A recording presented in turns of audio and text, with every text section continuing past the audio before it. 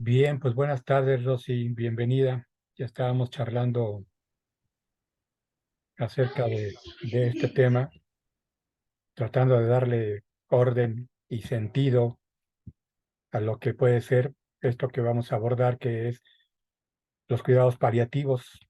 Laura y yo vamos a tratar de coordinarnos en las intervenciones para poder platicarles sobre este tema, pero iniciamos así con un diálogo con Lolis y lo queremos hacer, Rosy, también contigo para escucharte y poder intercambiar algunas impresiones acerca de este tema. La intención de abordar cuidados paliativos en esta presentación que hemos elaborado, pues es básicamente encontrar algunos conceptos y elementos básicos de lo que son los cuidados paliativos, cómo se dan, en qué consisten y sobre todo el reflexionar sobre los elementos de comunicación y la información, que son dos elementos pilares en los cuidados paliativos, porque se trata de interactuar con el paciente, con la persona enferma, que no siempre es enfermo terminal, con los familiares, con los cuidadores, y que mucho dependería de la información, del diálogo, de lo que se pueda platicar y hablar con ellos, porque de esa manera podríamos ayudar al, al paciente. La intención es que estos cuidados paliativos muchas veces los podemos abordar en el momento en que los médicos a veces le dicen al paciente, ya no se puede hacer nada con usted, su cáncer, su enfermedad ya no tiene curación y entonces le dan tiempo de vida de 3 meses, 6 meses, 8 meses. De hecho, si buscáramos por ahí la temporalidad de en qué momento se pueden aplicar cuidados paliativos, algunos autores hablan de 6 meses cuando el pronóstico de muerte en el paciente no va más allá de 6 meses, pero creo que puede ser y más porque determinar ya una vida a un tiempo pues es complicado. ¿Cuántos casos no se han visto de que los médicos le dicen al paciente tiene 3 meses de vida y va uno, van 2 años y ahí sigue el paciente? Porque esto es incierto en términos de lo que ocurre en el cuerpo y lo que ocurre en la mente. Cuidados paliativos no solo es algo que podamos utilizar con los pacientes y familiares, sino también con nosotros mismos, con los profesionales, psicólogos, tanatólogos, enfermeras, médicos, porque es algo que nos mueve. Por eso hemos querido comenzar la sesión de hoy hablando de uno mismo, de nosotros mismos, de cómo abordamos esta situación, quizá acercándonos a la muerte de una manera técnica, teórica y más que vivencial. ¿Y qué es lo que podemos hacer en general, no? Creo que todo esto podríamos trabajarlo el día de hoy para que podamos tener una idea de lo que pueden ser los cuidados paliativos. Y sobre todo, yo lo revisaba y decía, bueno, sí se aplica esto a los enfermos terminales, pero también no tanto a los enfermos terminales, porque hay muchos enfermos que tienen padecimientos crónicos, degenerativos, y su cuidado, su atención no es al adecuado. Y creo que esto debe darse de una manera temprana en el curso de una enfermedad, claro, conjuntamente con otras terapias, otras intervenciones médico, quirúrgicas, quimioterapias, espiritual, etcétera, porque por una parte buscamos que se intente prolongar la vida, no evitar la muerte, sino prolongar una vida con la cual se pueda disfrutar o que se tenga la habilidad de que no sea tan lamentable, tan sufrida, ¿no? Y que hay algunos diagnósticos que así lo van a señalar, porque las complicaciones que se presentan suelen ser a veces muy, muy desagradables.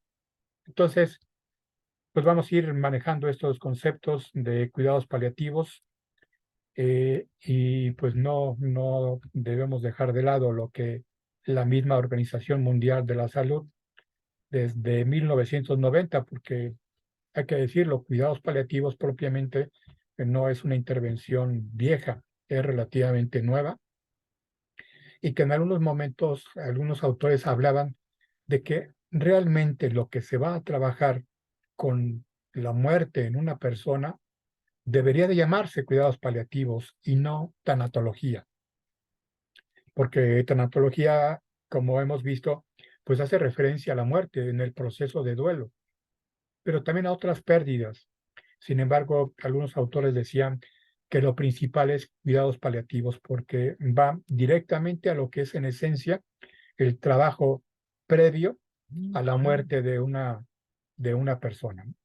Por eso la OMS lo refiere como aquellos cuidados que van a reafirmar el sentido de la vida y a reconocer a la muerte como parte de un proceso natural, normal y natural.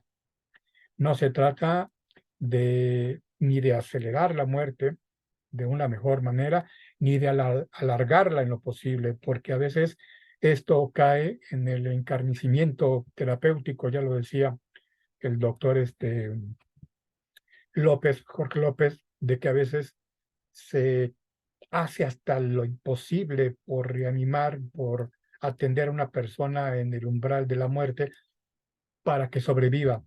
Pero ¿de qué manera, no? Con las técnicas, el dolor, las molestias, los químicos, etcétera, donde ya no tiene sentido y que la diferencia en este escenario del manejo de la premuerte, pues no es lo mismo en Querétaro que en México, ni en México que en otros países de Europa como Holanda, donde ahí se comenzó a generar esta permisibilidad a las personas de tener esa voluntad anticipada de morir por la situación de que la muerte era inevitable para ellos. De igual forma, cuidados paliativos hace uso de una serie de herramientas y de técnicas para contener, para disminuir o para manejar el dolor, las ansiedades, las reacciones psicológicas que en la persona se pueden dar, pero también en los cuidadores y en los familiares que muchas veces pueden coincidir en lo que se está viviendo, pero también hay muchos casos donde las familias no coinciden con la situación de promuerte de la persona y hay una serie de críticas, de actitudes negativas que lo único que hacen es hacer más sufrido el momento de esta etapa para la persona. Hay entonces elementos de soporte, de apoyo, para que si habla dignamente una persona pueda afrontar este sentido de la muerte que va teniendo. Loris, hablamos, sí, hay cosas que nos llevan a tratar de sobrevivir, de vivir, pero también hay algo que nos lleva paulatinamente a la muerte, ¿no? La muerte, decíamos, nuestra fiel compañera, no nos deja nunca, siempre va a estar con nosotros y muchas veces nos da sorpresas o nos da avisos, nos da señales de que ahí está presente y que ella pacientemente esperará su momento. Tengamos una buena vida o una mala vida. Y eso ya depende de cada uno de nosotros. ¿Se dan ustedes una idea? ¿Tienen ustedes una idea de, además de este texto que les presento, cuál puede ser el objetivo de los cuidados paliativos? ¿Ustedes tienen ya una idea? ¿Qué idea tienen? ¿Qué conocen de cuidados paliativos? Loris, Rosy. Mm, yo lo que sabía un poquito de esto, pero creo que lo encierra esta parte de la calidad de vida. Mucho se acentúa con la idea de paliar el dolor, por ejemplo, ¿no? Que muchas veces es lo que ocurre también con enfermos que tienen una enfermedad pues muy, muy grave, muy terminal, digamos, que, que pues que tienen que estar afrontando dolor físico constante y que uno de los objetivos de los cuidados paliativos pues es pues todo el uso de psicotrópicos, ¿no? Para ayudarlos. con esto, pero desde ahora me queda claro, o sea, si es mejorar la calidad de vida, pues ahí se encierra, o sea, cuidados paliativos no solo es ese dolor físico, yo también incluso lo veo como dolor psicológico, ¿no? Esto que decíamos hace rato, la persona que no quiere dejar o que quiere dejar todas las cosas en orden, ¿no? Entonces, pues mientras hay una angustia, por ejemplo, ¿no? Entonces, pues eso también ayudarles. Esta parte de la máxima autonomía, pues sí, en la medida, eso que se hablaba de la dignidad, en la medida de lo posible, pues la persona sigue siendo persona.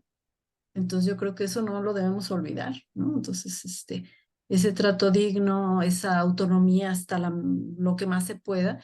Y pues sí, obviamente esa persona está rodeada de una familia que también le está impactando esta situación o este proceso y que también hay que apoyarla, ¿no? Entonces, y pues también no solo la familia, ahora que lo decías, Juan Carlos, pues está todos los que rodean al paciente, ¿no? Que en este caso, pues son todos los profesionales que también en ocasiones necesitan soporte, ¿no? Soporte para sobrellevar todo esto. Y de alguna manera, cuando pensamos cuidados paliativos en un enfermo, no se trata exclusivamente de que el enfermo sea ya, esté en una etapa moribunda.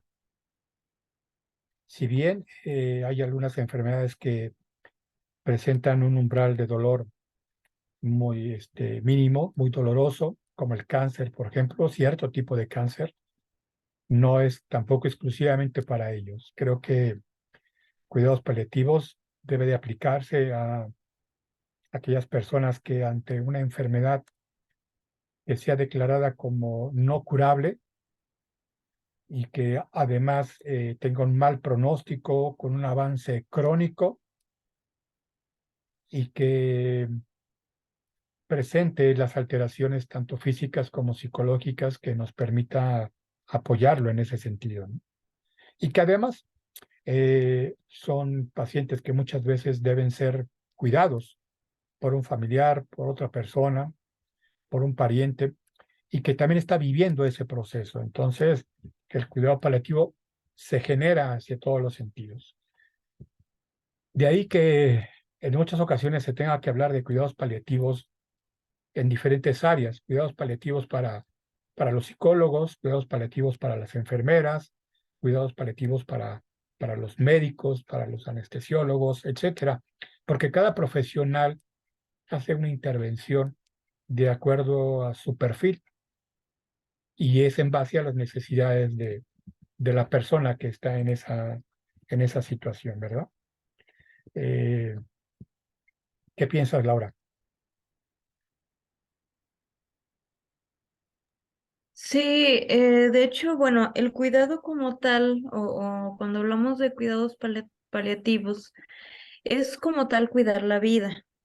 En el momento, si bien quizás complicado, complejo, difícil, doloroso, pero lo que estamos cuidando como tal es a la persona que vive y que está viviendo en condiciones quizás que les dificulta incluso sentir justamente ese acompañamiento. Es tan caótico el momento, la situación, es incluso en algunos casos tenso, lo que decía incluso Lolis, ¿no?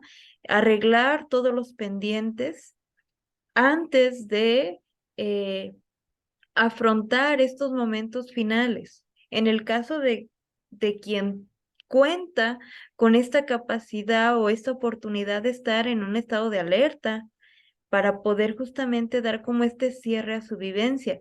Sin embargo, no siempre va a existir también este estado de alerta.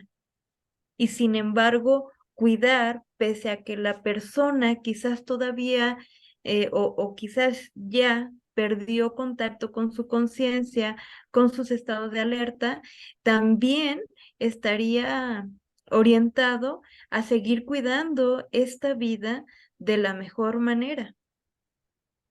Eh, si se consigue esto, pues entonces ya estaríamos hablando de un acto bastante atento a la historia de la persona, porque se está marcando un desenlace, ¿sí? Un proceso Y dependiendo de este proceso, de este desenlace, claro que esto puede en un momento dado darle sentido a lo que hablábamos hace unos momentos, darle un sentido, ampliarlo, rectificarlo, confirmar que con el que se ha vivido durante la vida. Entonces, es muy importante que el acompañante o la persona que acompaña, pues esta vida la cuide, ¿no? ¿Cuáles son estos elementos básicos? Bueno, es importante realizar este estudio de la situación e individualizarlo, es decir, necesitamos tener presente que estamos en un momento específico. ¿Cuáles son las condiciones de ese momento? ¿Qué es lo que pasa? Específicamente, incluso en cada una de las personas que están ahí, ¿cómo lo van viviendo? Estos cuidados paliativos a veces también tienen que ver con acompañar a quienes cuidan, ¿no? Y de alguna manera darles herramientas que les permitan poder sentir y vivir este momento con mayores herramientas, con mayores, vamos a decir, oportunidades, en el sentido de que puedan dimensionar de formas más favorables este momento y esta situación. También es muy importante realizar como tal un control, la prevención de los síntomas, qué es lo que está manifestando la persona, qué es lo que de alguna manera está latente, cómo en un momento dado podemos tener registro o no de estos síntomas. Tener en cuenta que el apoyo emocional, individual y familiar son muy importantes y muy significativos, dependiendo de con qué cuenta incluso la persona, pese a que no esté como tal otras personas a su alrededor. Es decir, cuento con tal persona, tal amistad. No está en mi alrededor en este instante, mas sin embargo sé que me acompaña. Y es muy importante recuperar ese apoyo emocional con el que cuenta la persona y la familia. Muy importante tener una comunicación asertiva. Sabemos que hay diferentes formas de comunicarnos y la comunicación como tal, pues aquí abre un espacio, ¿no? Es decir, dependiendo incluso cómo es que la persona se comunica, pues seguramente se vaya a replicar en estos momentos, desde comunicaciones agresivas, comunicaciones ambivalentes, comunicaciones, pasivas, donde de alguna manera no está esa asertividad, o de repente una comunicación muy automodificadora, que trata de sobrellevar la situación y tratar con amabilidad la situación, y sin embargo esta no ofrece esa asertividad que se requiere. Entonces necesitamos, pues bueno, fortalecer esa parte. Asimismo, contar con una organización flexible. ¿Por qué hablamos de organización flexible? Bueno, porque la organización, si bien nos da un esquema de qué es lo que hay que hacer, qué es lo que hay que realizar, sin embargo, no estaríamos hablando de una organización rígida en la que tiene que pasar tal situación y luego vamos a hacer otra, no, porque sabemos que de un momento a otro pueden cambiar los elementos, de un momento a otro pueden influir ciertos factores y es importante aprender a integrarlos, es importante en un momento dado llegar a tener una adaptación de acuerdo a las circunstancias y a lo que va surgiendo. Y asimismo, contar con la participación del equipo interdisciplinario, es decir, no todo exactamente lo tiene que hacer una persona, ¿no? Sabemos de las grandes bondades que hay cuando hay un equipo, pero si nosotros no tenemos esta apertura para poder incluso trabajar en equipo, quizás dejemos de lado espacios que son necesarios atender en estas circunstancias. ¿Sí? Yo creo que es inevitable de mi parte Ujú. el poder comentarles que he estado en escenarios hospitalarios visitando familiares, cuidadores y enfermos que se encuentran en diferentes niveles del hospital, ya sea cirugía, pediatría, traumatología y sobre todo lo que es la unidad de cuidados intensivos. Y muchas veces, aunque no lo pensemos o no lo hagamos de manera oficial o formal, los cuidados paliativos, muchas de las intervenciones que hace el equipo médico y un servidor van hacia ese sentido. No necesariamente los cuidados paliativos van a tener un, un término cuando el paciente fallece. Puede no pasar. Y aquí les decía que es inevitable, porque déjenme platicarles que yo en el 2013 estuve en la unidad de cuidados intensivos durante 15 días, 18 días más o menos. Yo soy un caso exitoso del Seguro Social porque yo estaba en un coma inducido y a mi esposa y a mi hija ya les habían dicho que mi pronóstico era malo, que en cualquier momento iba a fallecer. Después de ese tiempo yo salí, pero yo me daba cuenta un poco lo que estaba ocurriendo desde mi perspectiva, desde mi propia vivencia fantasmática, si ustedes quieren, y otra cosa era el escenario que mi familia estaba viviendo.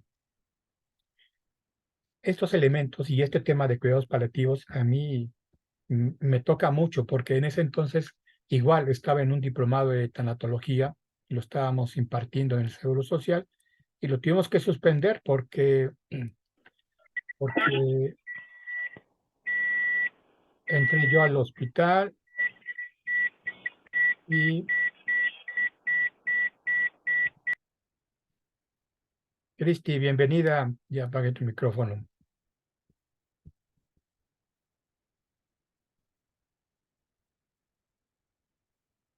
perdón. Entonces, todas estas características y condiciones que se dieron en esta experiencia personal están aplicados o son retomados de muchos de estos elementos de cuidados paliativos. A lo largo de la exposición les iré comentando algunas situaciones. Esto de cuidados paliativos tiene un escenario en que lo estamos abordando quizá desde la idea en donde la muerte para una persona puede ser evidente, suceda o no suceda, pero que esto conlleva no solo un impacto físico por el padecimiento que se está viviendo, sino también el pronóstico que se da y el impacto emocional que está generándose en el paciente y en los familiares. Y voy a hacer énfasis en que no solamente es el paciente de manera aislada, es familiares, cuidadores y profesionales. Ese es el escenario de trabajo de cuidados paliativos, ¿sí?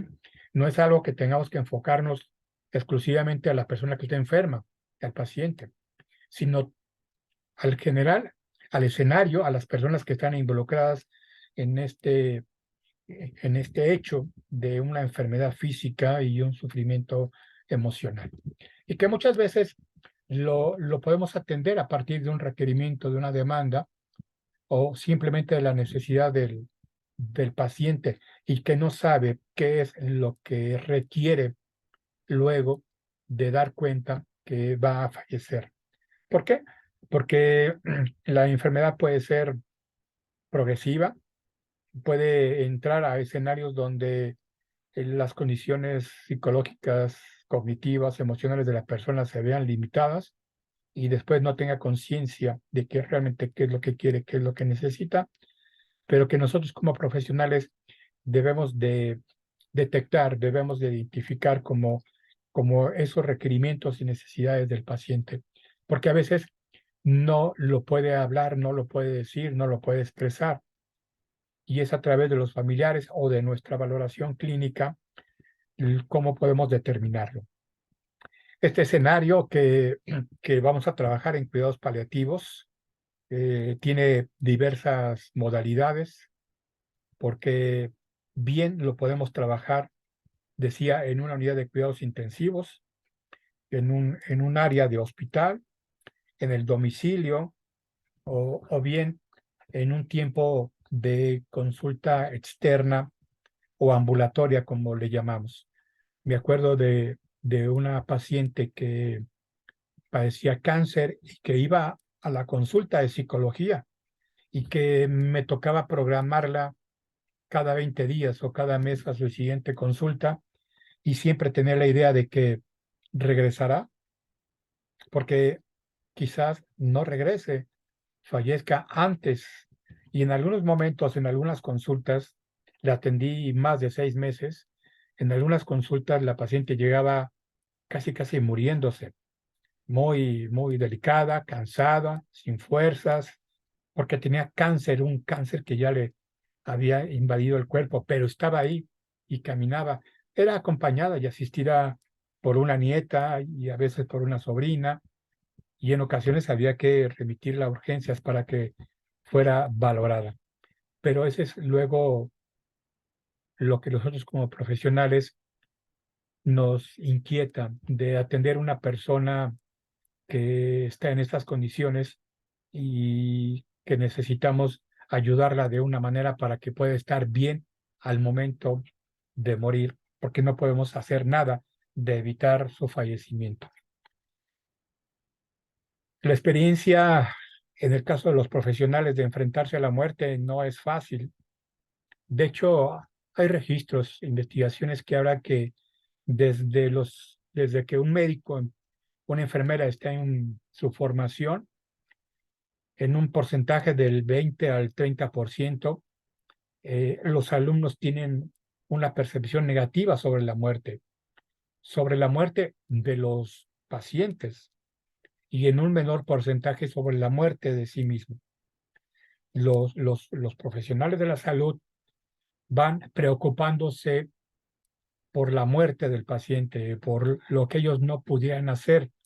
Y conforme van avanzando, ya con la experiencia, con el conocimiento, con el dar cuenta que a veces las condiciones de los pacientes son inevitables, ese temor a que el paciente muera va disminuyendo, sobre todo cuando tienen sus primeras experiencias de pacientes que hayan fallecido. En lo personal, digo en lo profesional, eh, solo he tenido 3 experiencias de pacientes que han fallecido, quizá otros más, yo no me he dado cuenta, pero sí la experiencia de 3 pacientes que he acompañado, eh, pues no a morir en ese momento, sino ellos sabían que eso se estaba próximo a acercarse y había que trabajar muchas cosas emocionalmente, sobre todo en la relación con la pareja y con los hijos.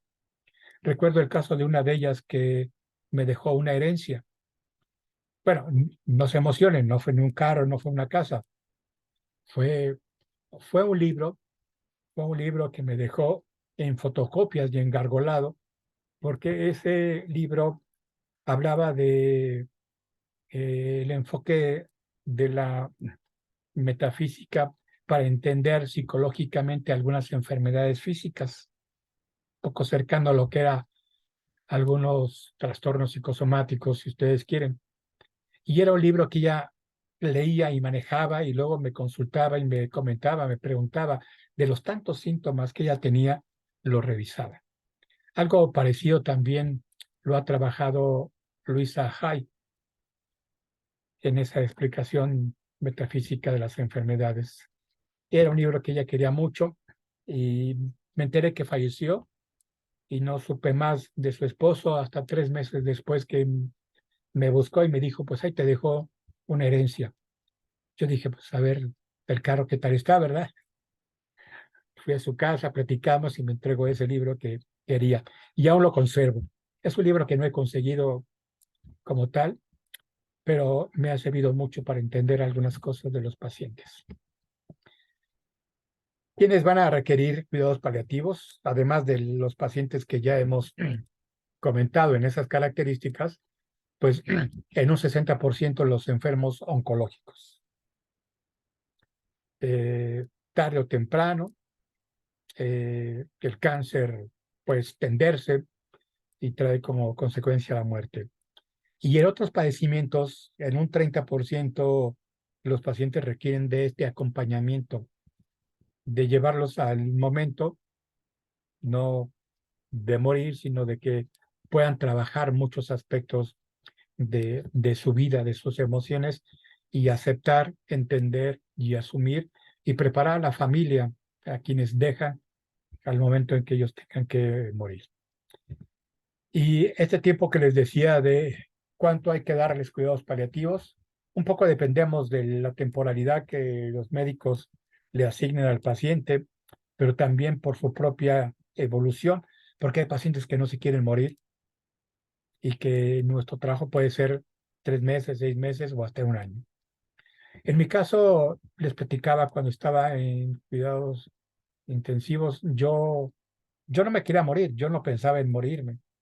Yo platiqué después que me sabía que estaba en un hospital, pero en la mañana yo me levantaba de la cama del hospital y me salía al restaurante, a la cafetería del hospital, para platicar con algunas personas con las que había quedado de verme.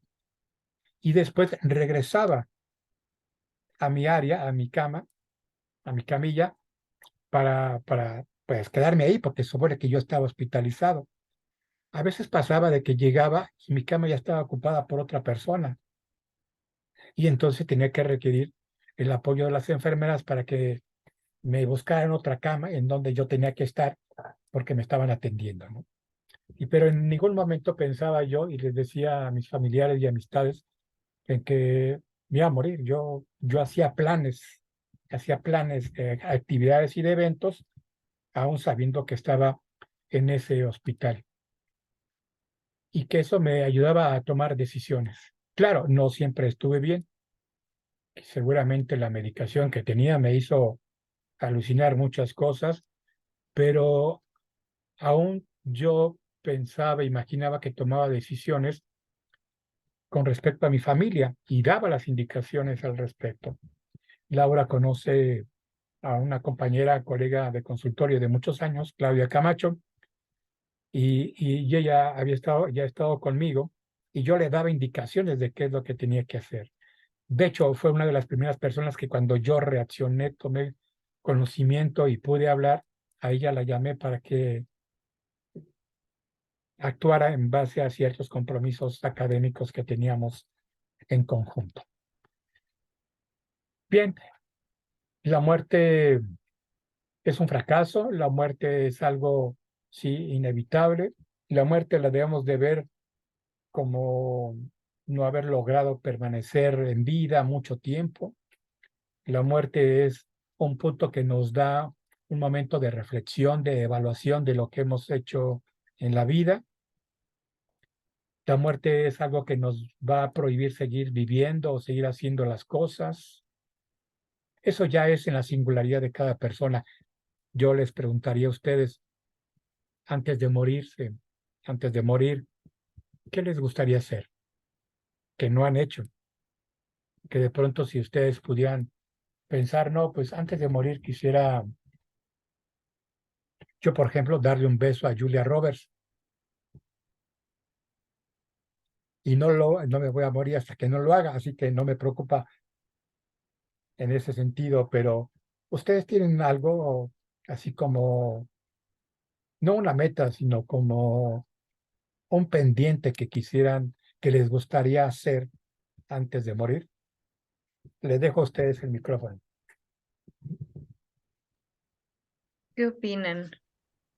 ¿Qué opinan? ¿Qué piensan? ¿Qué Bueno, se así les como viene a a la mente?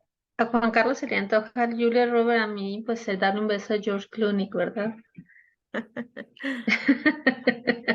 Muy bien. Viajar sería una de las cosas que a mí me gustaría hacer. Lo demás yo pienso, yo sí soy de las que pienso que solo tenemos hoy el abrazar, el decirle a tus seres siempre. Yo sí soy muy de esa idea que no hay que postergar las cosas, sino a nivel de lo afectivo hay que demostrarlo todos los días. Todos los días, efectivamente, porque la muerte es como dice, tu oportunidad se acabó, ¿no? O sea, lo que, si no lo hiciste ahorita, ya es un momento de muchas cosas que ya ante la pérdida de la salud ya va a ser como muy complejo, muy difícil llevarlas a cabo. Entonces sí es como, al menos. Muchas Claro, gracias, cuando Rosy. uno pierde la salud, Rosy, lo que uno quisiera es recuperar la salud. Es algo que nos lleva a ocuparnos de ella.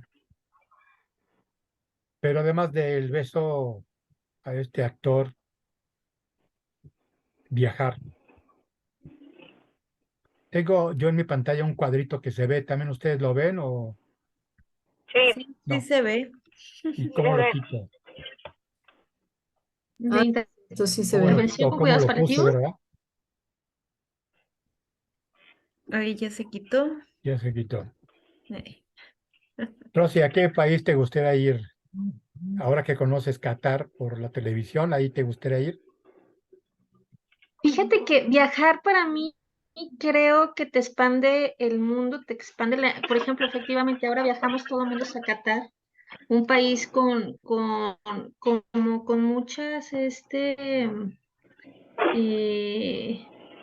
con una ideología muy diferente a todo, a nivel mundial, muy diferente, muy satanizado en muchos sentidos por toda la carga de historia que ellos tienen, pero a la vez ahora que viajamos a Qatar, todos te das cuenta, por ejemplo, que decimos, las mujeres están sometidas, y ves ahí que en realidad hay mujeres empoderadas, hay mujeres, grandes mujeres que están a cargo de grandes empresas.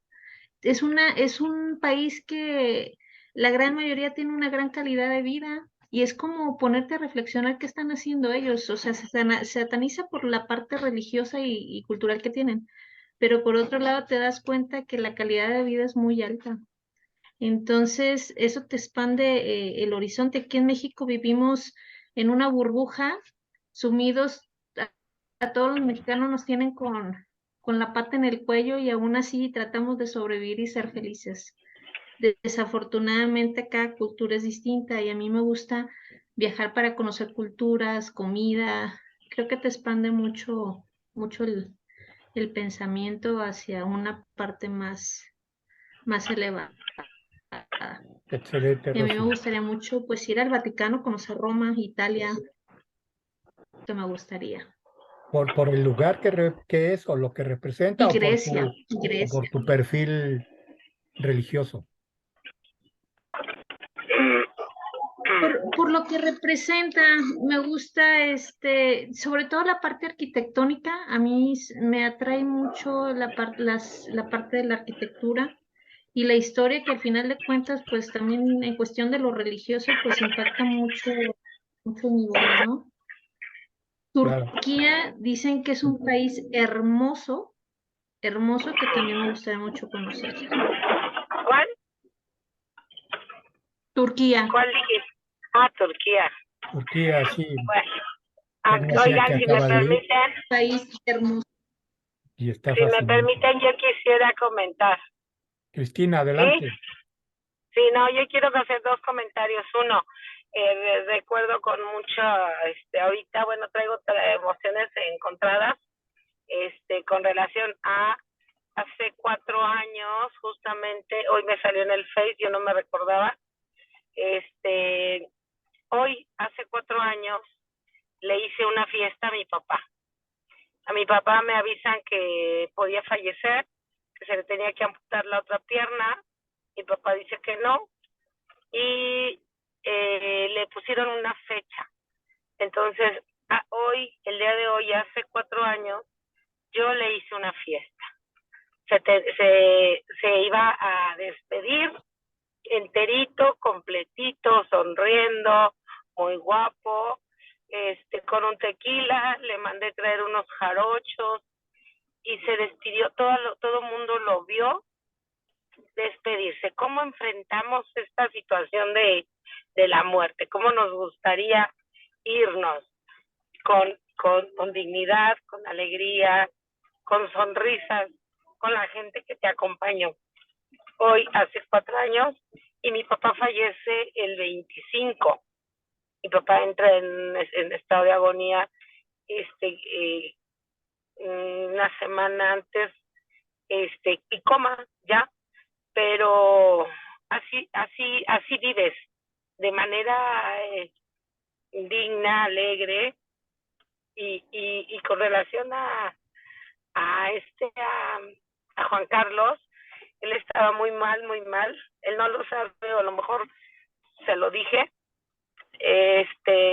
a mí me permiten pasar a verlo cuando está en terapia intensiva, y a mí me dicen que de hecho va a fallecer.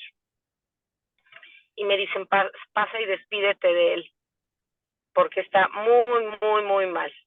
Mi hermana era enfermera intensivista, mi hermana estaba entre la gente que lo estaba cuidando, y yo lo vi, o sea, era cierto, estaba muy mal. Y también era cierto que todo el mundo orando, todo el mundo al pendiente, familia, amigos y demás. Y un buen día, y él se va recuperando, y cuando lo veo y platico con él, me platica que él, justamente esto, de que estaba trabajando, él así como que, ahorita vengo y platica esta anécdota, y ahorita que lo está narrando, efectivamente, él está, le digo, no manches, como hasta estaba trabajando, o sea, que ahí fue el clase de la vida, ¿no?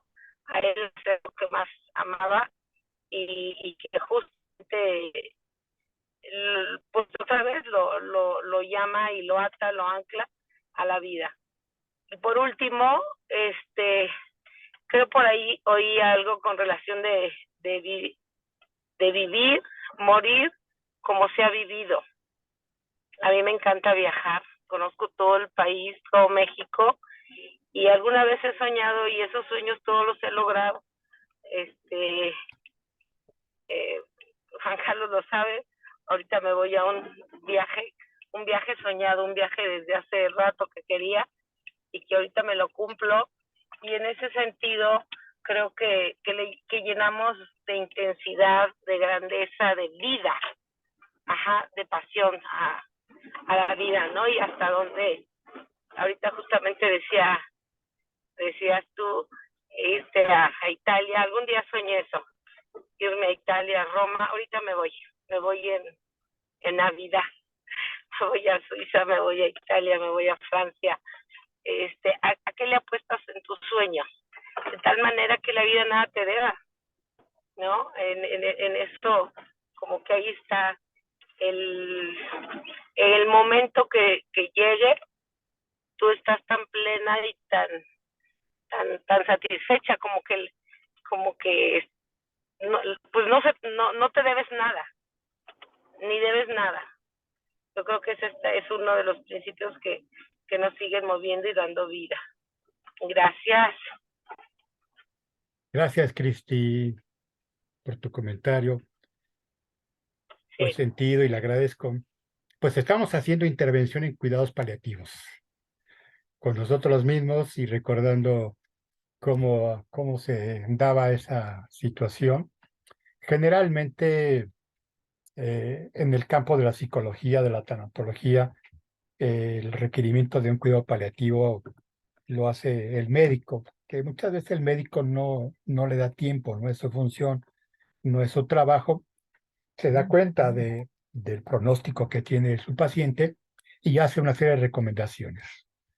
Y sobre todo lo hace en cuanto a la derivación, porque pues ya hay una disposición de cuidados paliativos que debe aplicarse de manera obligada en todos los hospitales ante las situaciones de una muerte próxima. Entonces, es casi obligado que el médico lo tenga que hacer, ¿no? Y pues en ocasiones lo abrimos así, hacemos una visita a domicilio, me ha tocado hacer visitas a domicilio o visitas al área de hospital, a cuidados intensivos, o, como les decía, ahí en el consultorio, por derivación del oncólogo o del cirujano a la atención de los pacientes. El detalle es que la institución no se presta luego mucho al trabajo en equipo de manera coordinada. Es poco frecuente que el equipo nos reunamos a discutir algunos casos, pero cuando es necesario y yo considero que es prudente hablarlo con el médico, yo me acerco con ellos. Lo que sí trabajamos es con los familiares y muchas veces con las enfermeras, ¿no? que se acercan y que nos preguntan, oye, psicólogo, ¿qué hago? Dime, ¿cómo podemos apoyar a la familia, al paciente? Porque ellas están más tiempo ahí, del lado del paciente. Nosotros hacemos visitas, pero las enfermeras de los diferentes turnos son las que están ahí y se preguntan. Algunas ya con formación en cuidados paliativos, otras con poco conocimiento, pero sí es importante que ese personal reciba nuestro apoyo, nuestra orientación, porque mucho depende de eso, de cómo el personal de apoyo paramédico le dé al paciente, para que también nuestro trabajo sea mucho más efectivo con el paciente y el familiar, ¿verdad? Porque cuando no hay una buena química o un buen trato de los familiares, con los médicos, con las enfermeras, pues también se dirigen hacia nosotros de una manera inadecuada, ¿no? Nos ven como parte del equipo médico, algunos reconocen lo que es ser la función de psicólogo, pero el simple hecho de vernos ya con una bata blanca que yo utilizo para visitar pacientes, pues ya tengo que ir preparado para ver cómo nos va a recibir los familiares y el paciente, ¿verdad? Platiquemos un poquito de la asistencia a domicilio, que muchas veces, aunque esa es la derivación de los médicos, de que los familiares se lleven a su paciente a casa para que pueda fallecer ahí, pues no siempre es lo adecuado si es que en el ámbito hospitalario se tienen pues los instrumentos, el equipo y la atención más directa. Pero muchos pacientes dan cuenta de esta situación que están viviendo y que prefieren mejor ir a casa, a morir a casa, a su domicilio, porque no les gustaría morir en un hospital, porque en ocasiones pueden encontrarse solos, sin ayuda, sin atención de otras personas, pero sobre todo solos, que en muchos casos no se permite la visita o la estancia de un familiar, y ha tocado casos donde los familiares cuentan con mucho dolor, pues que salieron a ocuparse de algunas cosas, baño, comida, regresan y su paciente en cama ya ha fallecido. Y que entonces, mientras está más en casa, nosotros nos podemos dar cuenta de esa evaluación que debemos hacer, de cuáles son los elementos de apoyo que tiene el paciente y cuáles son también las necesidades que tienen el cuidador y la familia, aún estando en su casa, que es su territorio, es su espacio. ¿Qué necesidades? Y no solamente la cuestión emocional, porque a veces tenemos que saber y orientar a los familiares en cuanto a los trámites legales. Por eso el tema que vamos a ver la próxima semana de qué pasa legalmente, qué tenemos que hacer cuando una persona fallece o posterior a esto, y las partes legales y éticas que ya vimos la semana pasada. A veces hasta eso tenemos que hacer ciertas intervenciones porque forma parte de la ayuda para los familiares y para el paciente antes. Muchos pacientes nos piden ayuda para hacer un testamento porque dicen que pues no han hecho una parte de testamento legal, notariada, y nos piden que les ayudemos, que les orientemos cómo se hace, qué deben de poner. Y pues ahí les damos una idea general para que ellos puedan hacer un escrito y una firma, que por lo menos sea la última voluntad del paciente y que, bueno, habría que pasar ese documento ya para la gestión legal, pero por lo menos ya es algo que el paciente tuvo que hacer, necesitaba y quería hacer para estar bien, para estar tranquilo.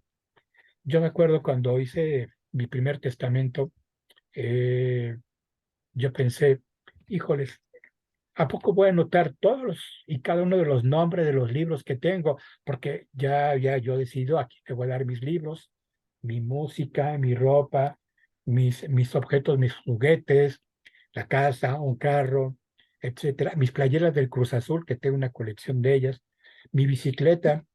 Y entonces el notario me dice, después de yo ir haciendo una lista, me dice, no, olvídate de eso, vas a pagar un testamento muy económico, y entonces tú nomás di quién es tu heredera universal, que es tu esposa, para acabarla pronto, y que ella se encargue de repartir.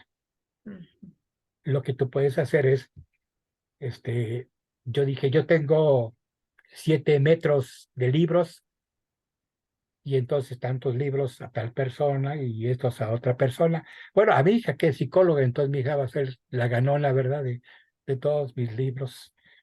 Y esos detalles, de pronto es importante ponerlos, porque mi esposa dice, cuando tú te mueras, yo voy a vender todos tus libros, y con lo que yo sé que de ahí me voy a ir a viajar. ¿No? Entonces lo tengo que dejar por escrito para que no haga eso. Así es. Muy ¿Ustedes ya hicieron, importante. tú hiciste tu testamento, Laura, Rosy? No, maestro, pues, ¿qué tanto puedo dejar? Este, de hecho, con el COVID, sí mencionar que esto de los testamentos se hizo muy presente. Y justamente a modo de enmienda, ¿no? De te encargo esto, de esto va para tal persona, esto va para tal persona. En algún momento sí lo hice, digo, pensando en la pandemia, en lo que pudiera pasar, pero pues bueno, ya pasó la pandemia y bueno, las personas que estaban como enteradas de esa encomienda ya no están tan cercanas, entonces digamos que ahí está un vacío. También muy importante, me parece especial, pues vital, enmarcar en este punto de asistencia a domicilio. En los cuidados paliativos, generalmente las personas ven a su familiar en casa y quieren verlo todavía fuera de esta dimensión en la que hay que acompañarles paliativamente, ¿sí? Y cuidarles desde esta situación. Es decir, queremos, generalmente van a querer cuidar a la persona, pero en los términos que ya conocen a su familiar, ¿verdad? Vamos a hacerle tal comida, vamos a hacerle tal regalo que le agrada, vamos a poner tal música que le gusta.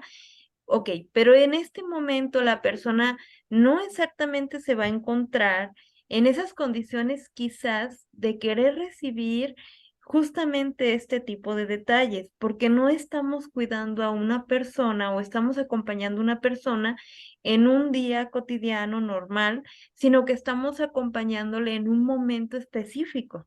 Recuerdo a una familia que justamente la adulta mayor, la persona, la mamá básicamente, de ahí toda la familia, ella está en el hospital, no quería comer, me llaman para que desde ahí empiece a dar acompañamientos, la llevan a casa y cuando la llevan a casa, ella lo que quería es estar en su recámara con la luz apagada y estar ahí tranquila, ¿sí?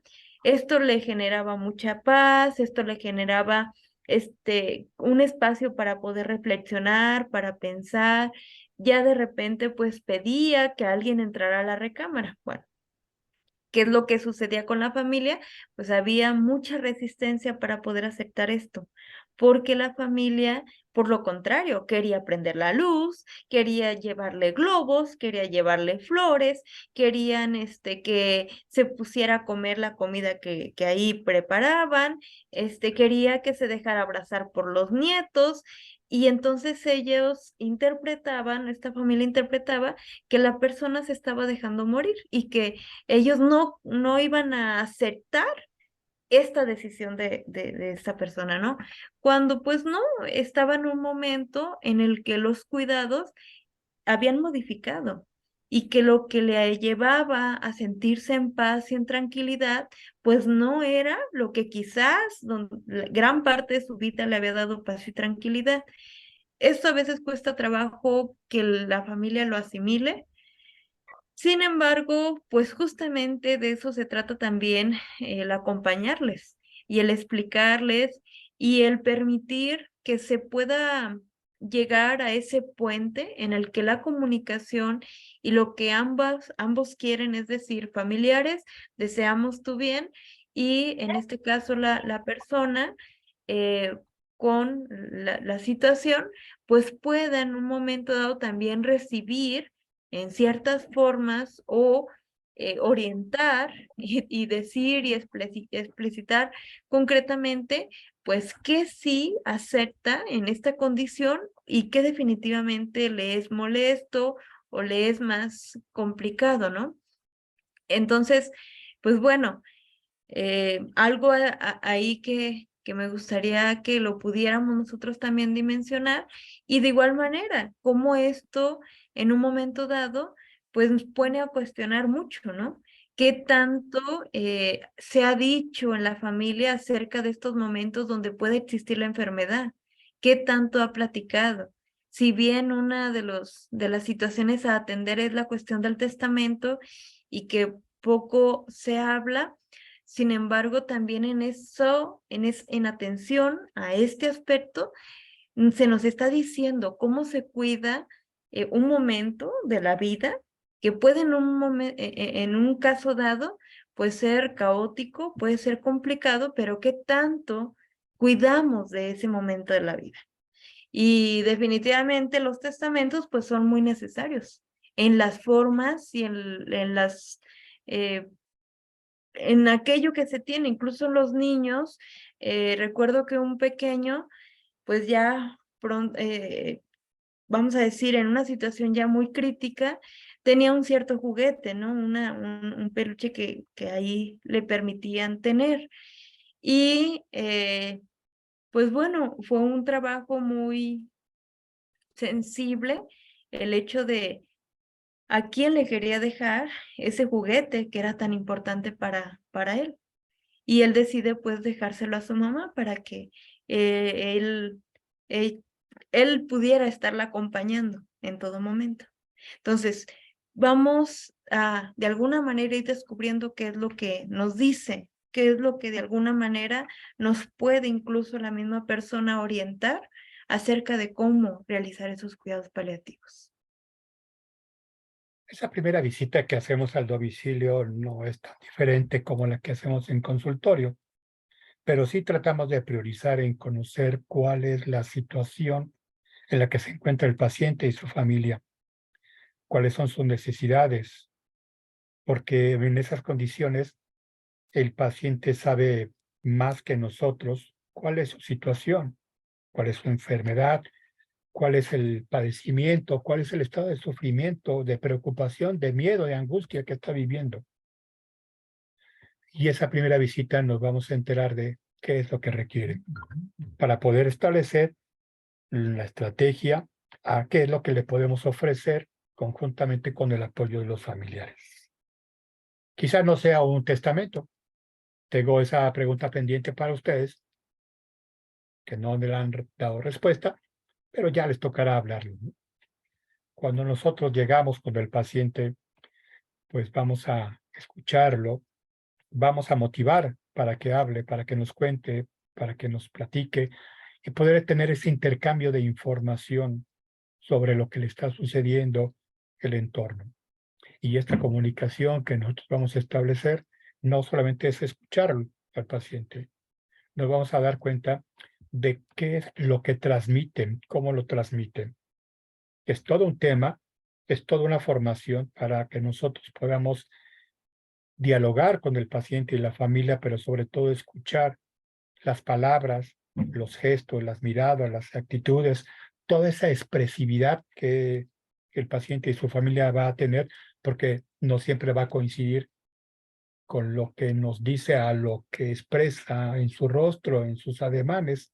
Y como decía Laura, a veces esa comunicación sobre lo que está haciendo la familia al cuidado de su paciente es una acción nervosa, incómoda, falsa a veces, porque está viviendo el temor y la inseguridad de cómo proceder en el cuidado y en la atención de su paciente. Creo que este diálogo que nosotros hacemos con el paciente nos va a permitir empatizar y entender lo que verdaderamente siente. Y quizá este sentir que el paciente quiere transmitirnos es esa idea de uno, la urgencia, la angustia de querer seguir viviendo o el deseo de terminar su vida con esperanza, muchas veces así lo dicen, ya a lo que Dios diga, que Dios venga por mí y que me lleve. Está en ese dilema. ¿Cómo podemos manejar nosotros ese sentido de vida y de muerte en la persona. ¿Alguno de ustedes se ha enfrentado, además de Cristina, que ya nos ha platicado, esa cercanía con una persona en su momento, en su lecho de muerte, en su momento de morir o previamente a ella? ¿Quieren platicarnos ustedes, Lolis, Rosy?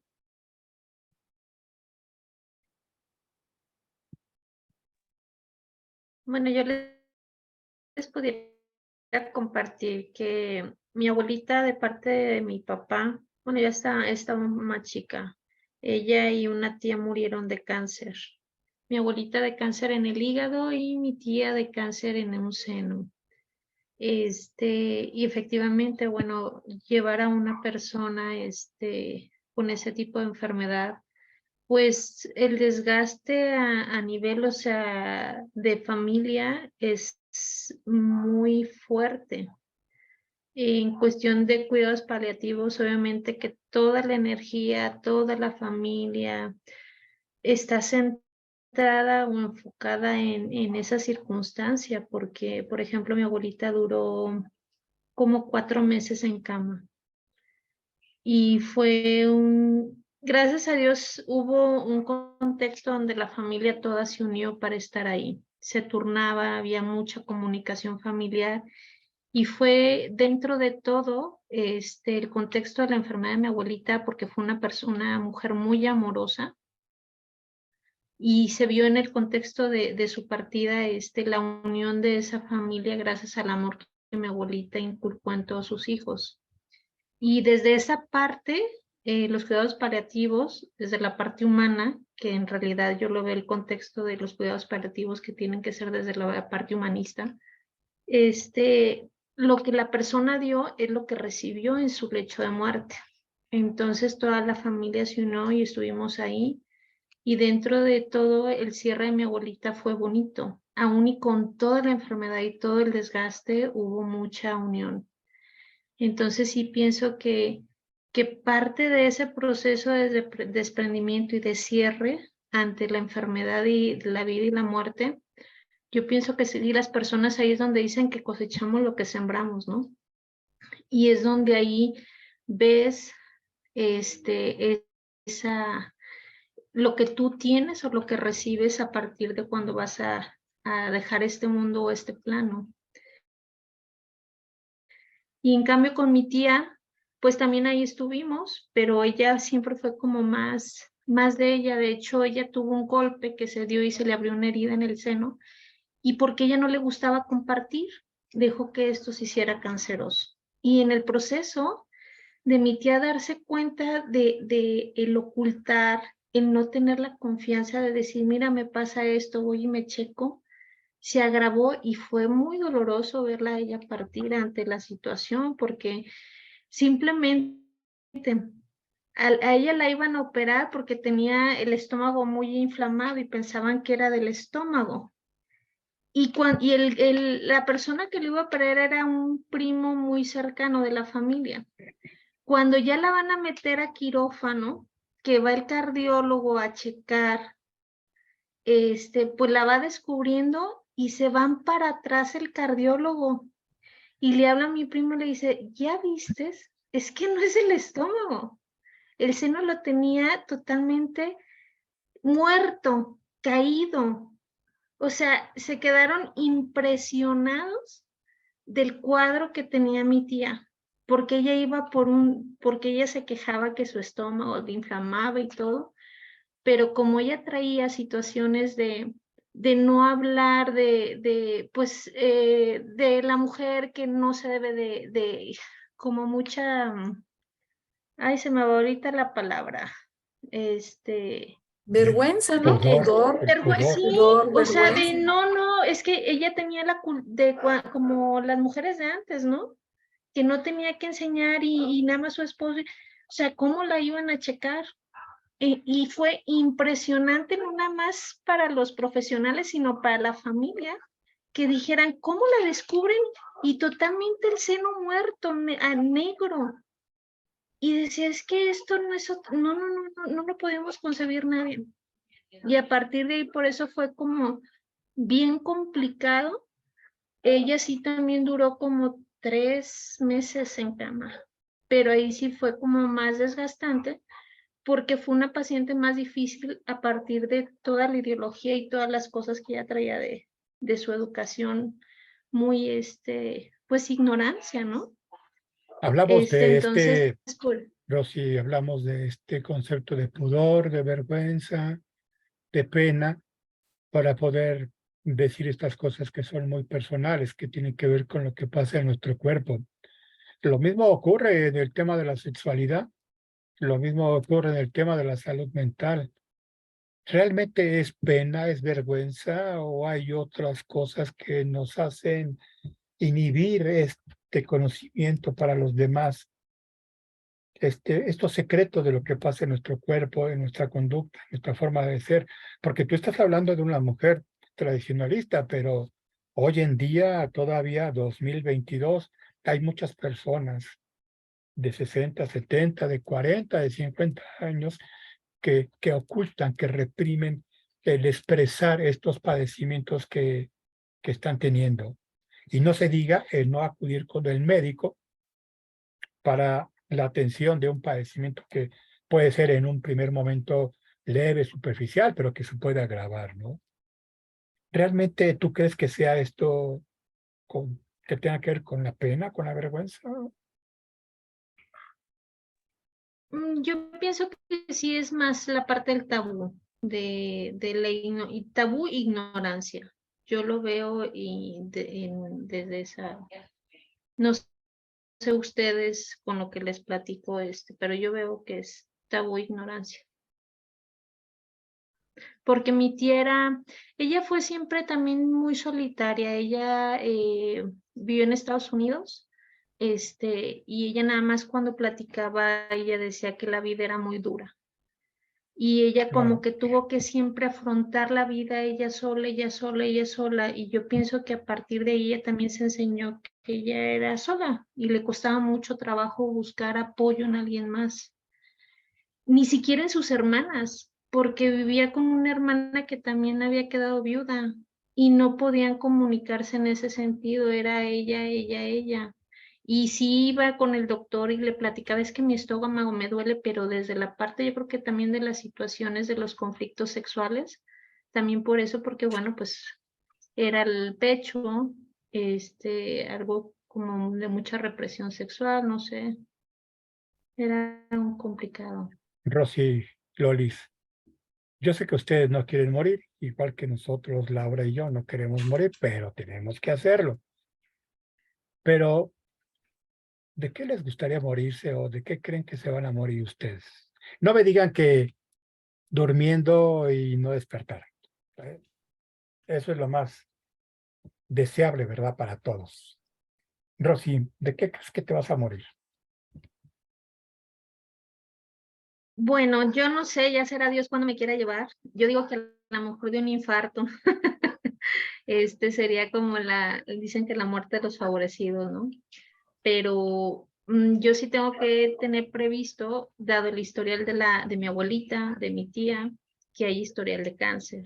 Entonces, yo soy sobreviviente, de hecho, de COVID.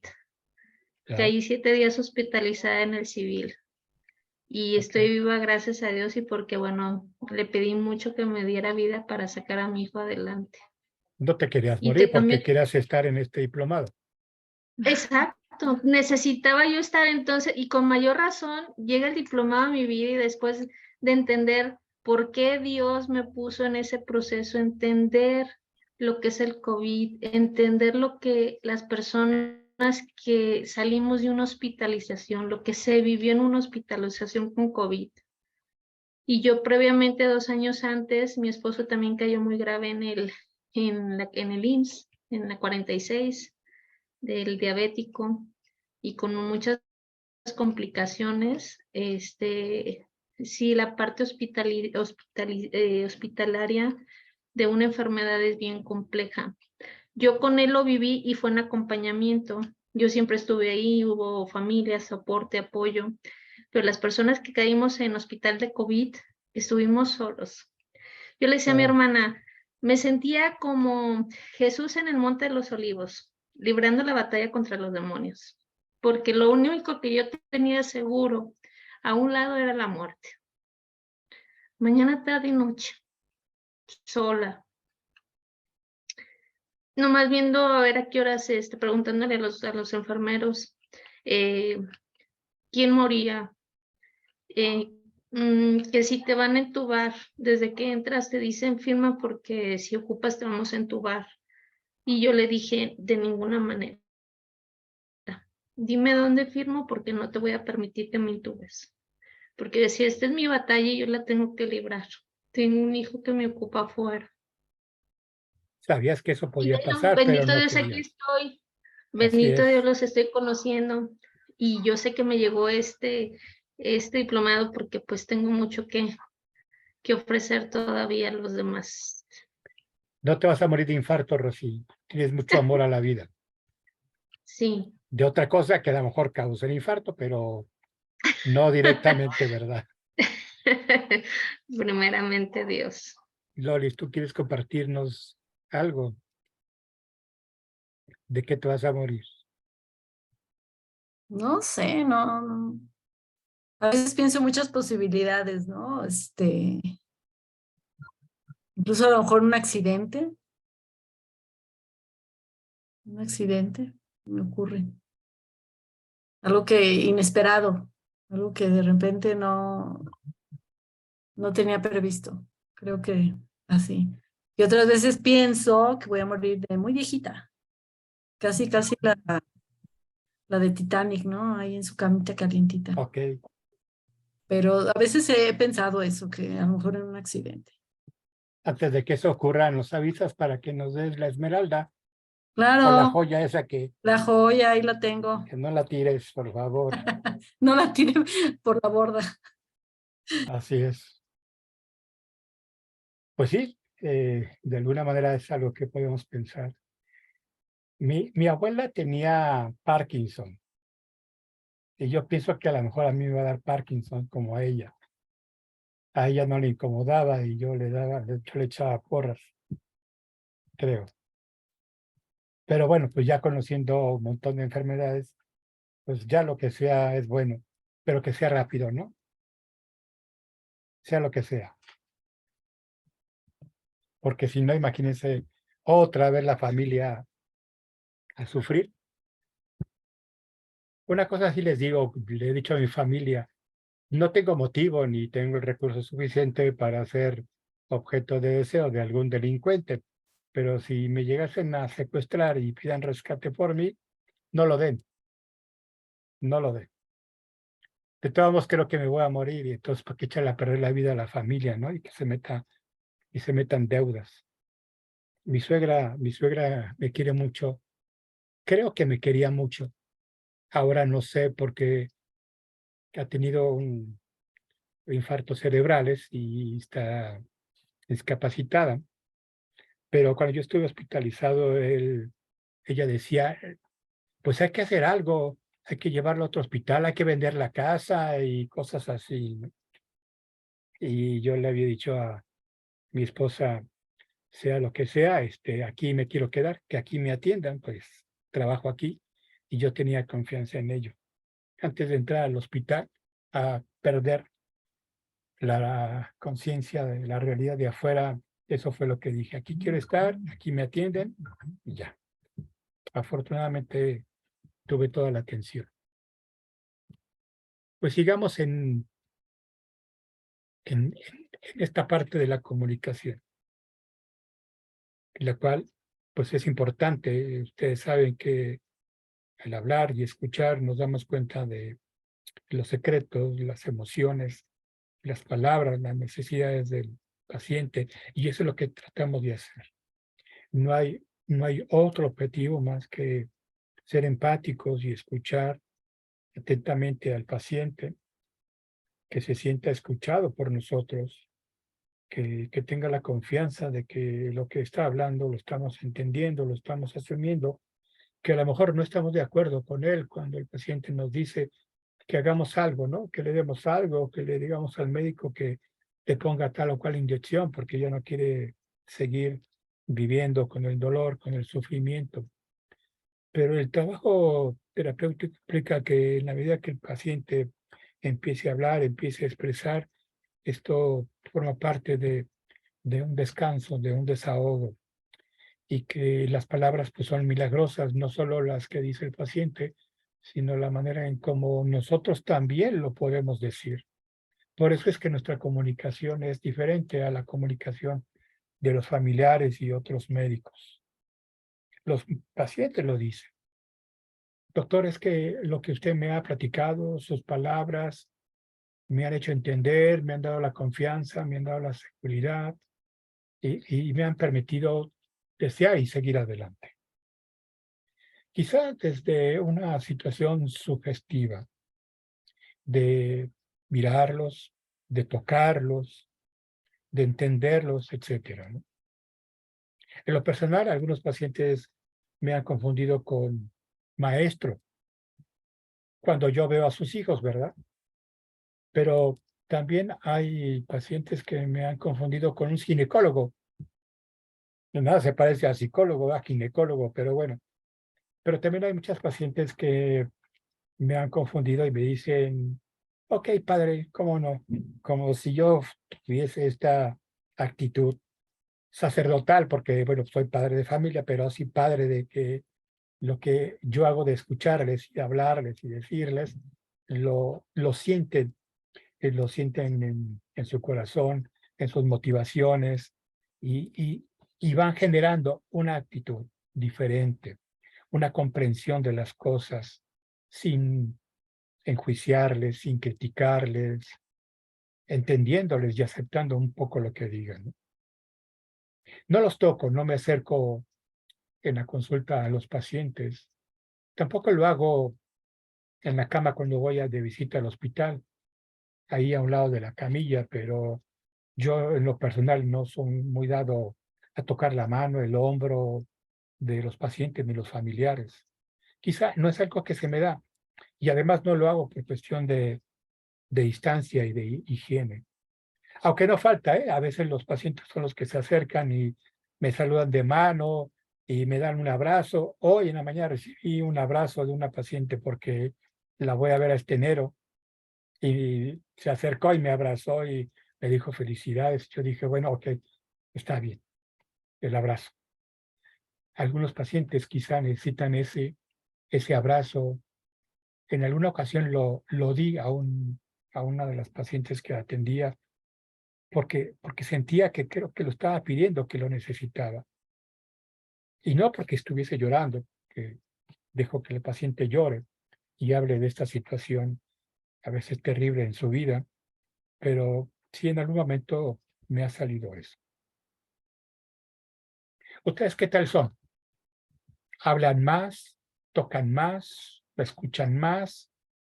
¿Es algo que ustedes se permiten, que se les da? ¿Es natural? ¿Ustedes son empalagosas, por decirlo así? ¿Rosy? ¿Lolis? ¿O también Yo sí soy Marta? empalagosa. Ok, Bueno, ok. más con mi hijo. Yo sí soy mucho de escuchar y ya también hace poquito me tocó con una paciente que me dijo al final de la sesión, ¿te puedo abrazar? Pero ella sí me dijo, ¿te puedo abrazar? Le dije, claro, y fue un abrazo es que cómo no vincularte con tu paciente. Se genera un vínculo, obviamente que uno tiene que saber manejar ese vínculo y cómo hasta uno mismo desprenderte también de ese vínculo con tu paciente, porque es como el pajarito, tienes que dejarlo volar, ¿no? Pero yo veo que para mí fue una gratificación, es como mayormente la paga porque dices, ahí sí está haciendo como un cierre y está avanzando. Entonces sí es como de la escucha, pero también creo que, y después de esta pandemia, todos tenemos la necesidad del contacto físico, aunque tenemos ya miedo a él, pero también es como una necesidad. No sé qué opinan los demás. ¿Qué dicen los demás? A Edel, ver, Cristi.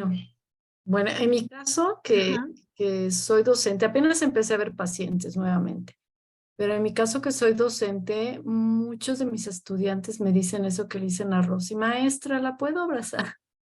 Yo también soy mucho de escuchar, pero también en un momento dado también no me cuesta trabajo la cercanía física, ¿no? Que puede ser con un abrazo sincero, tocar el hombro.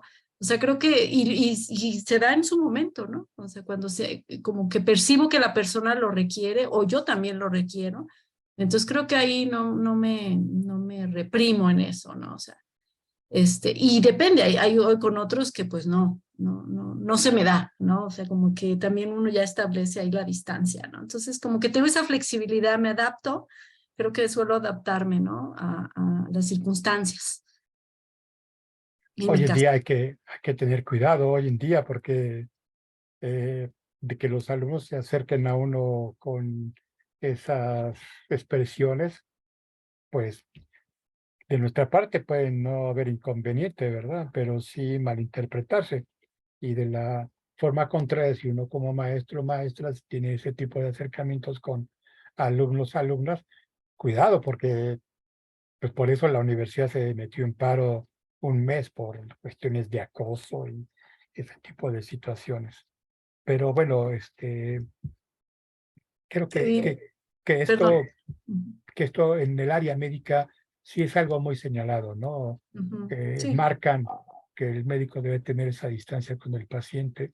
Lo maneja en el sentido de no generar una transferencia, de no involucrarse con el paciente, pero más en el sentido de involucrarse quizá afectivamente o amorosamente, porque sabemos que la cuestión de la transferencia pues es inevitable. Siempre hay algo que nos va a despertar el paciente, la paciente, eh, y a veces no lo podemos evitar, ¿no? Recuerdo de una paciente que atendía a su hijo y cuando la llevaba y platicaba con la paciente como mamá, pues le tuve que decir que cuando fuera a la consulta usara pantalones, porque a veces los llevaba blancos o rojos o azules. Iba de vestido corto o de falda muy corta. Y uno es hombre, además de psicólogo, pero enfrente la paciente con esas expresiones de cruzarse la pierna, etcétera, pues no se podía trabajar. De hecho, me acuerdo cuando una ocasión llegó la paciente con su hijo y yo estaba platicando con el personal de orientación, las TAO, ellas la miraron al llegar a la clínica y comentaron que era inadecuada la forma en cómo vestía a la mujer, porque venía al médico, venía a consulta, no iba a una fiesta, a una reunión. Si de ellas había ese comentario del vestir de la mujer, yo no podía decir lo contrario, pero sí me incomodaba, eh, debo reconocer que me distraía, ¿no? Además, no podía involucrarme con ella porque era casada de un policía, imagínense el riesgo que tenía. Entonces, sí habría que pensarlo, habría que verlo, ¿no? Creo que uno llega a identificar esa cercanía, ese contacto físico que puede tener con los pacientes, amistoso, terapéutico, conocedor. Porque también cuando lo piden y no lo damos o no lo aceptamos, esa es una mala señal y es una percepción equivocada para los pacientes y puede no servir, no sirve para la continuidad terapéutica, ¿verdad? Laura, tú eres joven, atiendes, ¿cómo te va a ti con esos acercamientos, esos abrazos de las pacientes, de los pacientes? De las y los pacientes, pues es variado, es variado. Hay pacientes que sí se mantienen distantes físicamente, como la cuestión del palmeo. En alguna ocasión, de hecho, observé que una joven estaba acompañando a un adulto mayor y se le ocurre a la chica tomar al señor así como por la espalda, como darle una palmada así en la columna, por decirlo así, como acompañamiento, ¿no? Como, sí, claro, aquí estoy. Y se voltea la persona adulta mayor muy molesta, le saca la mano, y bueno, ahora sí como dirían, aprendí en cabeza ajena, dije, no, no, no me acerco, ¿verdad? Porque dije, no puede uno saber qué es lo que sucede y el contacto físico es algo muy sensible para cada persona.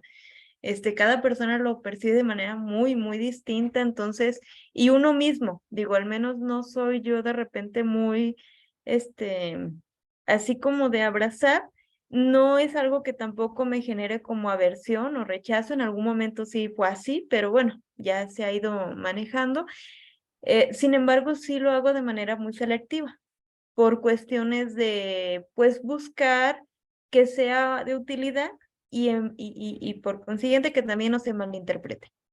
Desde, pues, evidentemente que quede en riesgo como la intervención y el acompañamiento, y por otro lado, también la situación de repente desenmarcar como el objetivo terapéutico, ¿no? O el objetivo de acompañamiento, o qué es lo que sucede. Lo que sí me parece muy puntual y muy importante es atención física, desde ofrecer un vasito de agua, la cuestión de los Kleenex, de repente siéntese aquí, a ver, aquí te sientes cómodo, aquí te sientes a gusto. Eso es algo que sí, procuro mucho, que no es como tal un contacto físico, más si es un tipo de contacto y la persona se siente cómoda y cosas por el estilo. En alguna ocasión sí me ha tocado abrazar a unas consultantes, sobre todo, con los varones, pues siempre con mucho cuidado por la malinterpretación que puedan dar o no, y que bueno, que desafortunadamente sí pasa, que de repente estamos en un contexto, es un motivo del abrazo y después ya están mandando mensajitos, ¿no? De a qué hora sales por el pan y cosas por así. Le dije, no, pues no, muchas gracias, pero no. Y bueno, se enmarca como el objetivo de la atención que se tuvo. Y bueno, hay quienes como que de alguna manera lo integran y quienes definitivamente, pues no. Y por ese motivo prefiero yo como evitarlo y más bien la atención física, los cuidados, la cuestión del agua, me parece que es un recurso muy útil y que me ha permitido esta cercanía con los mismos pacientes. Y sí, Dice Pablo Neruda que quiero que mis palabras digan lo que yo quiero que digan y que tú oigas como yo quiero que las oigas y que no se claro. dé esas interpretaciones distorsionadas o erróneas, ¿no? Tanto de allá como para acá. También hay que decirlo, a veces uno da un sobremensaje, ¿no? Un doble sentido en los mensajes con esa intención y para nosotros luego es muy riesgoso, sobre todo cuando los pacientes nos preguntan ciertas cosas como ¿cómo le hago? ¿Qué va a pasar? ¿Que me voy a morir? ¿O qué es lo que tengo? Y uno trata así como de, le digo, no le digo, o cómo se lo digo, o le devuelvo la pregunta, y porque es una responsabilidad importante para nosotros cuando sabemos que es el médico tratante quien debe de hablar y decir las cosas relacionadas con el paciente. Que sí, en ocasiones habría que tener modo, cuidado, pero pues eso ya depende del trato clínico que se esté dando con el paciente, porque pues hay muchos médicos que le dicen la verdad al paciente desde la primera vez que lo ven, desde que le dan el diagnóstico, sobre todo cuando se trata de diagnósticos de VIH o de sospecha de tumor que no se sabe si es maligno o benigno, pero que le dicen, no, pues ya usted tiene cáncer, porque tiene un tumor, se va a morir. Cuando todavía no está valorado, diagnosticado adecuadamente en tiempo y forma. Eso sí, sí he escuchado, ¿no? Son bofetadas a los pacientes que les duelen. Quizá algunos lo pueden ir superando, pero muchas veces ahí tenemos las quejas de los pacientes en la institución donde trabajo por la mala atención, el maltrato, ¿no? Este paralenguaje está formado por aquellos aspectos no siempre relacionados con el significado de las palabras que nosotros queremos, que estamos diciendo, expresando, el tono de voz, el volumen, el ritmo, la inflexión de ciertos sonidos extralingüísticos, de suspiros, los gestos, las palabras.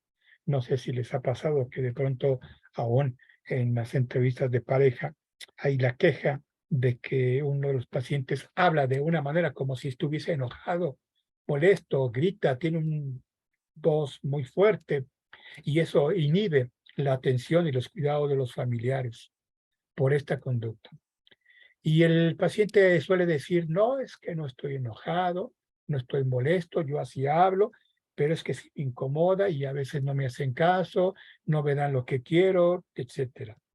No solo es cuestión de hablar de manera empática, sino de una forma tranquila, clara, serena y sobre todo tratando de coincidir con las necesidades propias del paciente, sobre todo principalmente, ¿no? Pareciera que también tendríamos que dar ciertas clases de lenguaje o de oratoria a los familiares para poder atender a sus pacientes, porque una expresión puede generar un conflicto, una molestia y un conflicto que pueda ir en repercusión de su atención médica o psicológica.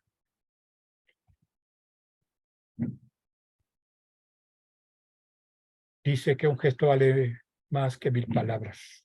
La comunicación no verbal. Para ustedes es fácil identificar la comunicación no verbal, el paralenguaje, los gestos de las personas. ¿Ustedes se fijan mucho en eso o solamente hay esta cuestión de escuchar lo que dicen? Yo creo que la atención terapéutica que hoy en día que se ha generalizado por la COVID, de la atención a distancia, nos hace perder mucho estos detalles, ¿no? No observamos, no nos damos cuenta del movimiento de las personas, de las manos, las piernas, el cuerpo y sobre todo si utilizan el cubrebocas, perdemos muchos de estos detalles. No sé si les ha pasado. Doris, ¿qué vas a hablar? Sí, sí se ha perdido y bueno, yo sí creo que logro captar o intento, me esfuerzo, ¿no? Por, por estar pendiente más allá de lo que dicen, ¿no? De las palabras, o sea, sus gestos, sus reacciones, el sonrojo de su piel, el movimiento, ¿no? Ante una pregunta y empiezan a mover la pierna, ¿no? Ese nerviosismo, o sea, todo eso, pues sí, ¿no? O sea, creo que intento, o sea, a veces no siempre está uno en la disposición, pero bueno, es una práctica, yo creo que es una práctica que uno va aprendiendo, ¿no? En la Claro. terapia. Cuando uno entrevista a adolescentes, creo que ellos son el fiel reflejo de todo este tipo de comunicación. Cuando no quieren estar ahí, cuando no quieren hablar, lo dicen sin hablar. Su gesto, su actitud, su fastidio, su molestia es más que evidente. Laura, ¿tú tienes algunas expresiones comunes que utilizas con los pacientes cuando inicias una conversación, cuando los invitas a hablar, a que expresen lo que sienten? ¿Tú tienes palabras ya, como le diría, ya de tu estilo que son cotidianas en ti, como si las usaras siempre con los pacientes? Sí y no, porque hay quizás pues como tal un estilo, ¿no? Yo creo que cada quien al final va perfilándose y va integrando y desintegrando ciertos elementos. Más sin embargo, también a mí lo que me es muy útil es identificar como cuál, en qué posibilidad, disposición viene la persona o se encuentra, porque dependiendo de esto, pues, es como inicio, dependiendo de esto, ¿no? Agarras de ahí para Sí, iniciar el diálogo con lo que sí, traen. desde ahí, yo veo esta situación, la observo y a partir de eso inicio la conversación.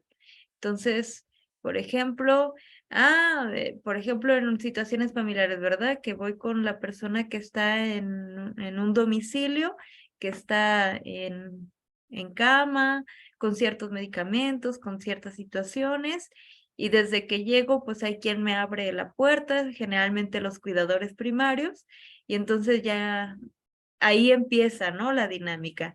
Desde hoy está insoportable, hoy está la situación bien difícil. Recuerdo una persona que estaba así en cama y la cuidadora era una hermana, pero esta hermana con una actitud súper positiva, primero Dios y bueno, muy creyente y queriendo como dar y que esto alentara a la persona que estaba en cama, ¿no? Y con un montón de cirugías y complicaciones y bueno. Entonces, obviamente la persona que está en cama tenía muchísimos dolores, muchísimas complicaciones y cada que la hermana le decía algo acerca de que es que mira, dale gracias a Dios y es que mira, no sé qué, pues era algo así como totalmente agresivo para ella, ¿no? Entonces, ya entro con la persona y le digo, ¿qué tal? ¿Cómo van las cosas por acá? ¿Verdad? ¿Cómo están? Y ya desde ahí empieza el diálogo y ya empieza la conversación. Importante decirlo que la persona estaba muy renuente a aceptar el apoyo, muy renuente.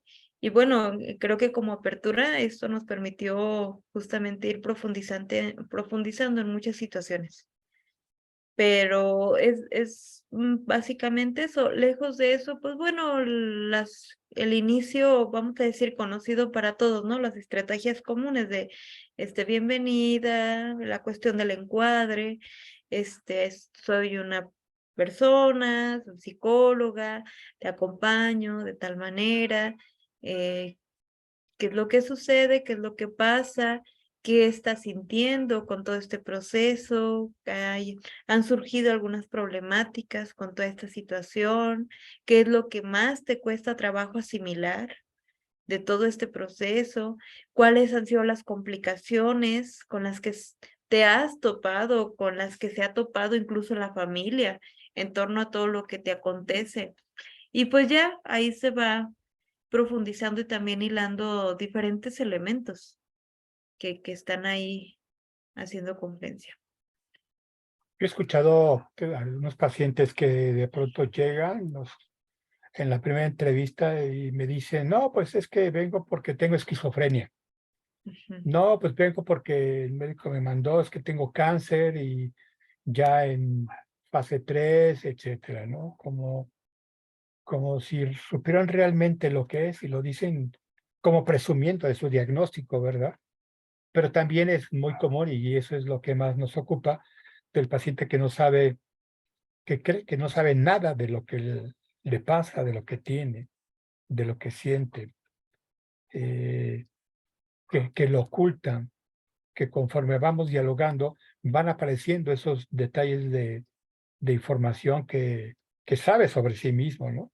Y aunque decía la otra ocasión que ya los pacientes hoy conocen mucho más de su padecimiento porque lo ven en, en internet, pero también hay muchos pacientes que a pesar del diagnóstico que les dicen, no saben porque no quieren saber y se niegan, cierran a cualquier situación. Y eso no nos ayuda, no nos ayuda a ayudar.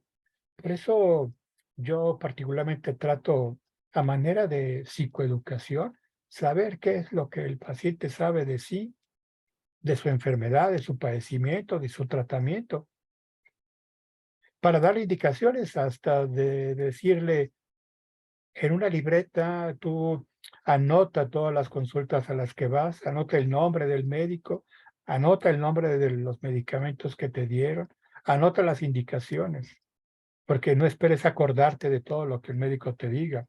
En esa libreta vas llevando en orden tu propio expediente y puedes remitir qué es lo que tienes que hacer, qué es lo que debes de tomar. Igual sirve para cuando llega y se da cuenta de que el médico que le atiende es otro diferente al que le recibió, pues este es mi historial. Ya ni lo tiene que leer el médico en el expediente electrónico, sino que eso le da una información clara sobre lo que tiene y cómo va asumiendo y cómo va sintiendo todo este proceso.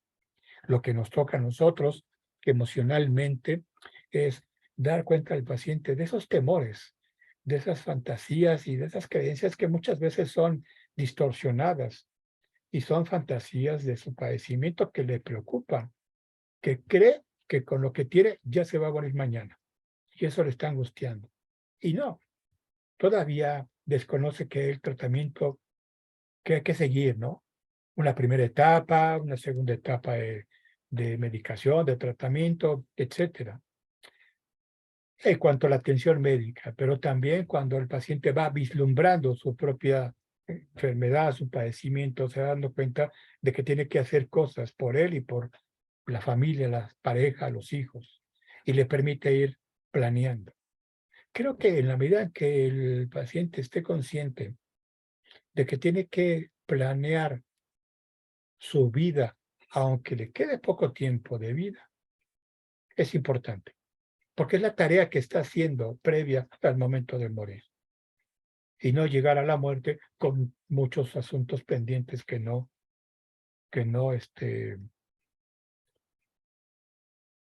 puede resolver. Alguien por ahí hizo algo. Loris. Sí, yo levanté la mano. Te quería preguntar, y bueno, acá me comentas, bueno, indagar sobre sus preocupaciones. ¿Y cómo podríamos indagar sobre sus miedos o cuando ellos expresan algún miedo en particular? Por ejemplo, incluso miedo a la muerte. ¿Cómo se abordaría eso?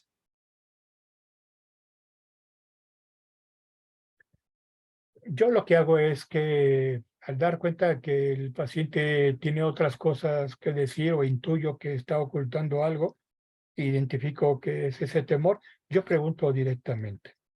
Si el sentir que tiene es de miedo, de temor, ¿qué cree que va a suceder o qué piensa que puede pasar o cómo cree que el tratamiento lo va a recibir? Sobre todo en todas estas fantasías dolorosas de lo que puede ser una quimioterapia, por ejemplo, ¿no? Porque le han dicho que son muy dolorosas, esto, aquello. Que el paciente hable y nosotros marcarle la pauta a que hemos identificado una sensación de temor y de miedo. ¿Y qué le hace pensar? En esa perspectiva de abordaje es poner en palabras esas fantasías, pero cuando lo dice ya directamente, quizá podemos trabajar con otras técnicas para que la persona pueda hacer control y contención de esos miedos y esos temores, sobre todo en el caso del cáncer, ¿no? Del cáncer y otro tipo de padecimientos como algunas nefropatías, insuficiencias renales, leucemia, o en el caso de los pacientes con accidente vascular o traumatismo craneoencefálico, que la persona cuidadora es la que más desconoce qué es lo que tiene que hacer y se esfuerza mucho por apoyar a su paciente cuando a veces el paciente requiere solo algunas cosas, pero que cae en la sobrepreocupación. Yo me iría por esto que ponemos en pantalla, ¿no? Preguntar, no hay de otra, preguntar, a menos que el paciente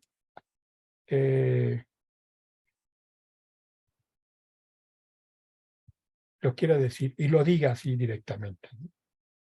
Sí, También lo que ha sucedido en ocasiones es que justamente por ese miedo a la muerte no quieren hablar de la muerte, quieren como evitar la palabra, ¿no? El hecho de preguntar directamente pues permite ya una cercanía que es necesaria, incluso dada la situación.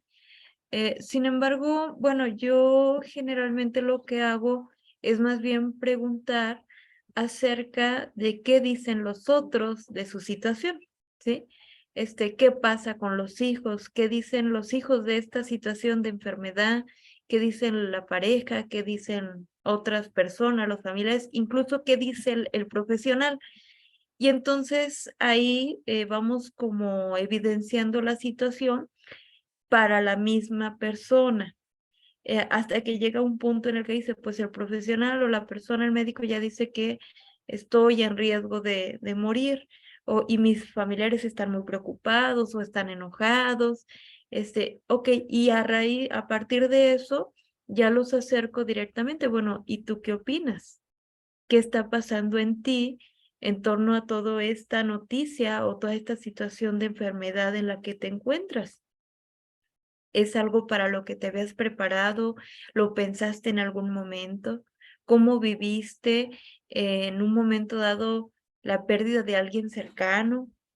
¿sí? Que podría ser pues algo, una experiencia, si bien no hay una experiencia doble, ¿verdad? De nuestra propia muerte, pero sí una muerte muy cercana como la vivencia la persona, para de alguna manera que la persona vaya conociendo también sus diferentes maneras de reaccionar ante el suceso y en un momento dado hacer una reestructuración en torno a cómo quiere enfrentarla, pues ella, ¿sí? Ahora que te toca a ti estar en esta situación, ¿cómo quieres enfrentarla?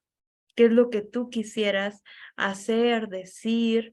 ¿Qué te gustaría, no sé, ¿verdad? Probar, y ahí surgen pues las oportunidades para dar una resignificación a ese momento, que si bien no es una intervención como muy directa, ¿verdad? Una confrontación, pero al final es sensibilizar y visibilizar el momento en el que la persona se encuentra y al mismo tiempo cómo lo vive, incluso en conjunto con todo un entorno, porque sabemos que la situación contextual pues también influye bastante, ¿no?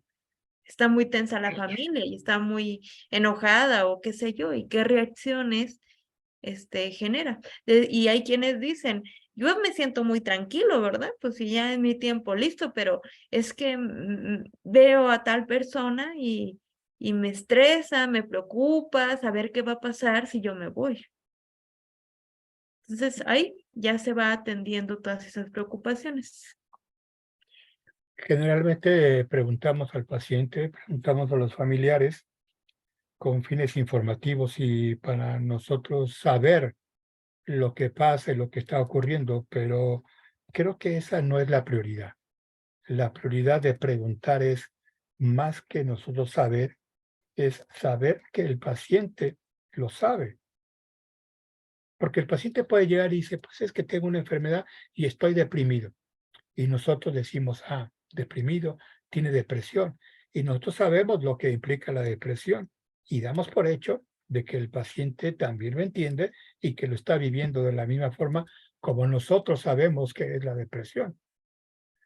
Pero si inundamos, si preguntamos, si cuestionamos sobre por qué dice que tiene depresión, cómo se siente y qué piensa, y le vamos ampliando y escarbando sobre este concepto, daremos cuenta que el paciente puede tener razón, tiene claridad sobre lo que tiene, pero también hay que expresarlo, porque en una depresión hay emociones, y el que nos diga tengo depresión no quiere decir que ya demos por hecho que tiene todas las emociones que engloba la depresión.